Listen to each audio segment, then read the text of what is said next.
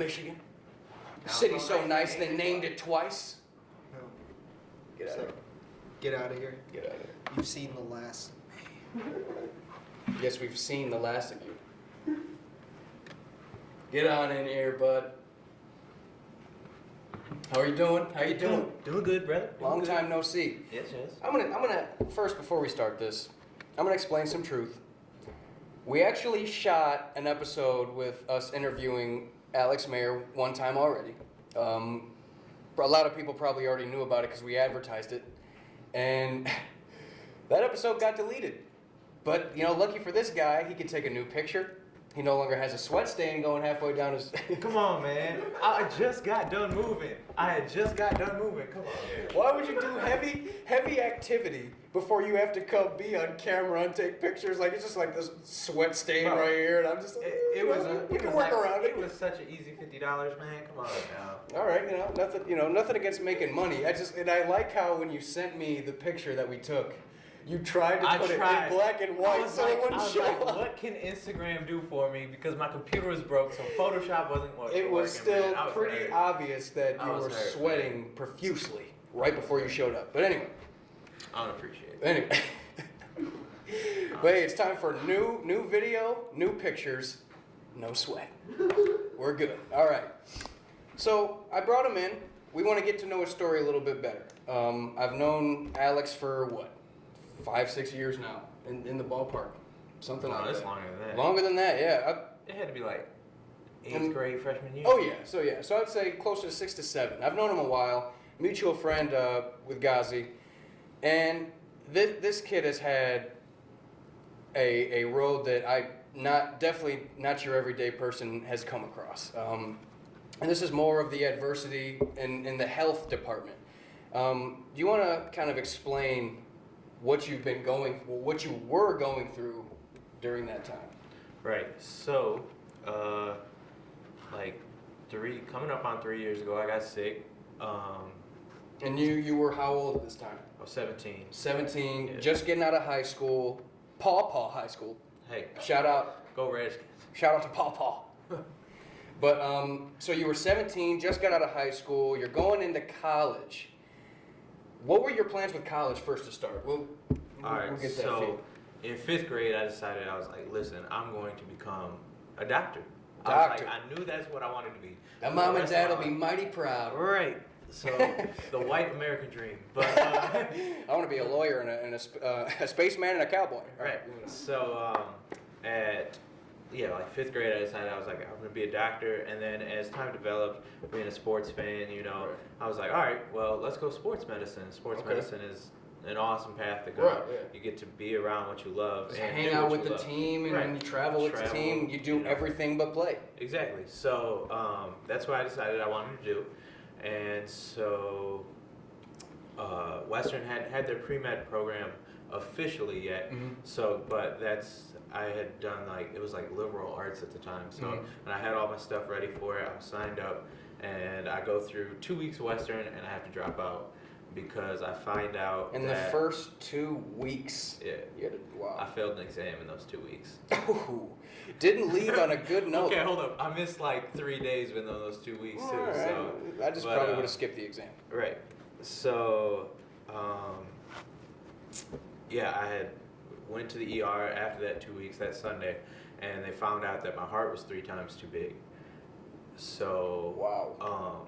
they immediately moved me from Paw Paws Hospital to the Big Bronson downtown Kalamazoo, and I was there for 10 days. 6 days in, they found out I was gonna have to have a heart transplant. Yeah, I remember actually me and Ghazi came to visit you when you were in Bronson downtown, and it just we didn't know what to think. It's just like, man, a friend of ours is down. We don't really understand it, because we haven't heard of anything like this before. But man, so the heart was 3 times too big, and then obviously, downtown Kalamazoo, Bronson isn't going to probably be able to solve that problem themselves. So Right. So from there, they decided, well, the only people that can really handle this around here is University of Michigan Hospital. Go that Blue. is Go the Blue. only Go thing Blue. that I will give Michigan credit for is saving this man's life. That's it. They're phenomenal people. and you know the Wolverines, you know, go blue. All right, moving on. But so I got there, and as soon as I got there, they had switched my meds up, and my heart failed again. So I almost died again as soon as I got to U of M. And Like, how did you? I gotta ask, how did you feel like right after, like you almost died? How, It's like- what does that like? You know, open like- any like? Just, I don't know. Like, Right. People say, you know, like I saw the light or something. You Yeah. know, and I did. It was like I was on so many drugs that I didn't even know what was going on. So it didn't really impact you like No, personally. Like, I'm like obviously like I can't hardly remember it, Mhm. but it wasn't like okay, I saw the light. I was up at Pier of the Gates, and then all of a sudden I got sucked back. You know, so it wasn't like that. It was Yeah. just like I really got like I couldn't remember. I was sick. I felt like crap all the time, and so they switched my meds back and slowly got me on the ones that they wanted me on. Mm. So I was there for two months, and Just in the bed constantly for 2 months, right? well, I could get up and walk around. And Right, but in go terms around of leaving the hospital, yeah, I could not leave the hospital. I gotta say, during those 2 months, his Twitter was booming. I mean, you don't have anything else to do, but he's everything this man is Right. doing. I'm like, all right, you know, keep up the good work. You know, I had You to know. get 50,000 tweets out there Oh, somewhere, something like that. I don't wow, know. I I don't think think- that's what I'm at now. I think I have like 15,000 in like 6 years. But all right. So, yeah, there for 2 months, couldn't do anything really besides walk around the hospital. Right. And one night, presidential debate was on with was that Obama and Mitt Romney, Mitt right? Romney. Yep. So I had two friends come over, and they were watching it with me, and I got like really cold that night, and so I was wrapped up in a blanket, you know, and they said good night, you know, they went back to their dorms, and I woke up at probably 3 o'clock in the morning, and there was 5 doctors surrounding me, and I was like, they were like, "Do you feel all right?" And I was like, "Yeah, I'm just sweating like crazy." Yeah. And so they were like, "Well, you have an infection," and so they almost lost Just me can't again. catch a break. Right, no. So they almost lost me again, and I then got switched from the pediatric side, being 17 years old, to the adult side because the adult side doesn't do the LVADs, which I had. You know, Mhm. they don't. Little kids don't get that. Weenie kind of Hut stuff. General. Right. So Super Weenie Hut General. All right. they moved me to the adult side and gave me this balloon pump, which was, you know, goes up through your groin, goes into your heart. It's literally a balloon that just inflates and deflates, and that acted as my heart. Mm. And I had to do that for a week to get over the infection that I had caught. Right. And that was the only week in the hospital that I truly can't recall much of. Oh, right. So yeah, I was real sick. They almost lost me multiple times. That was the only part of U of M hospital that my parents didn't like either because Right, I can imagine. they treated me like crap, I guess. Like my parents walked in and there was like open needles on the floor. What? And like I was leaning like this once with all my cords in my neck and everything pulling, and if my hand slipped, they would have ripped out. Like it was bad there, Wow. real bad. Wow. Okay. So yeah, but I don't remember. I any of it. can't imagine the stress that your family went through. Right, and then just to on a see day to that- day. Like, wow. And then to see that, right? So they, I got over the infection, and they decided to do the LVAD, the left ventricular assist device, and that was this, you know, machine. You guys saw me on it. Yep. The machine that it was an impeller inside me that attached to either side of my heart, and just that little impeller just constantly. Can I spinning. add that, you know, regardless of the machine on him, he was still pulling them girls, though? right. No. All right. So, yeah, we'll leave that behind. But, so, I did well on it, but when you get an LVAD, they have to take you off the transplant list for 6 months Mhm. because it's the same procedure as a heart transplant, Right. pretty much. Like it's more invasive, actually. So they took me off for 6 months, went back on, and a month and a half later, I got the call from my heart, and it was May 27th of 2012. Yeah, no, 2013. Mm. 2013. So, got the call. It was at like 9 o'clock in the morning. I was sleeping in, you know. I didn't do anything, so Right, I got to sleep in. And So I missed like 2 calls from U of M, and I was like, what? So I call them back, and I'm like, hey, this is Alex Mary, you know, blah, blah, blah. And they were like, Alex? And I was like, yeah. And they were like, we have a heart for you. And I was like, speechless. Can you tell me, or at least even try to describe to me, the feeling you got as soon as you heard that? It was overwhelming. It was like, it was so much like pure happiness that like I'd never been that happy in my life. I don't know like another way to express that. Right. Like Yeah, it's words like, probably can't even explain. it's so much that I had gone through in that short amount, like And you're that just almost thinking, year. Finally. And, right. And it's finally it's like okay, it's like everything's gonna calm down maybe Yeah. from now on. So I couldn't answer, like I couldn't respond. They were like, "Are you still there?" And I was like, "Yeah." Yeah. You know. So they were like, "Well, hand the phone to your folks or something." So I passed it to my mom, and so we had like 2.5, 3 hours to get there, Mhm. and so we flew up there, and so we even called 911. We're like, "Hey, can we have like Like an a escort. police escort Okay. right all the way there?" And they were like, "No, not unless you're in an ambulance." And we were like, "We don't need another ambulance." Right, We don't." yeah, so, yeah. so, but they were like, "We'll page all the cops and let them know." So I mean, we flew by a state cop going like 90, 95 when it was raining out, and he looked at me, and he gave me the thumbs up when I passed him. Oh, that's So awesome. yeah. That's awesome. Like the cops, like get there, hurry up. Right. So we get there, have plenty of time, and everybody would think like, you're so worked up and everything over it, but I felt just this calm, this like easiness. Because you, just for over for everything. once in probably a long time at the time, you could finally relax, breathe easy. Like the Right. day has finally come. It's time for me to be better. Right. So went under for surgery at I think it was like 3 or 4 o'clock in the afternoon. Mm. No, it had to be earlier. I think it was 2 o'clock. And then we went under, and I was under for 10 hours. Yeah. Damn. Yeah, it was a long time I was under. Yeah. So I think people came and saw me, but obviously Yeah, they very- couldn't expect yeah. to see me. I was still under for surgery. So everything went great. Obviously, I mean nowadays Good recovery. I can do whatever I want. Nice.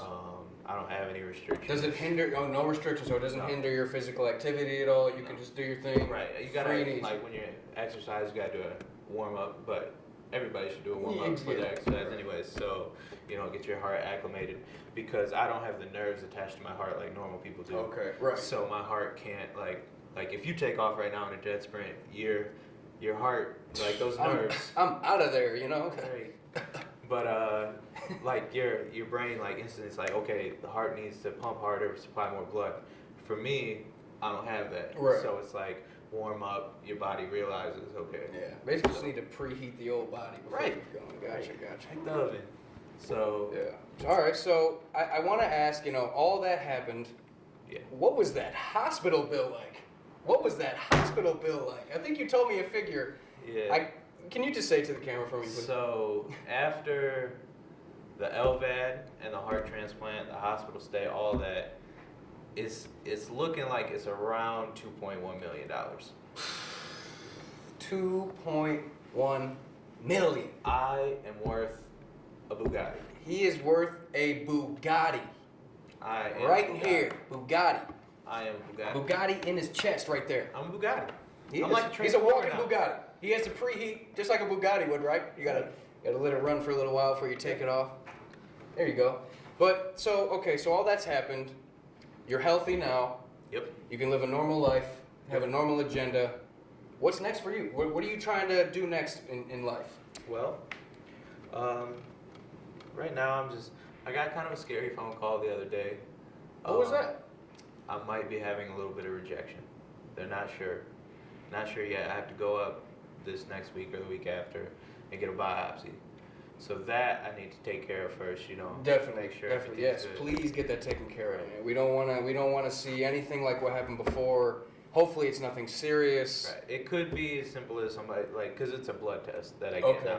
So it could have been simple as somebody just messing up with the blood test. Okay. You know. Hopefully, let's And let's, it- let's yeah. all hope that's what it is. Please. So other than that, I'm actually starting to try to become the new youth director at the church that I attend. Okay. So I'm working a lot with the youth recently.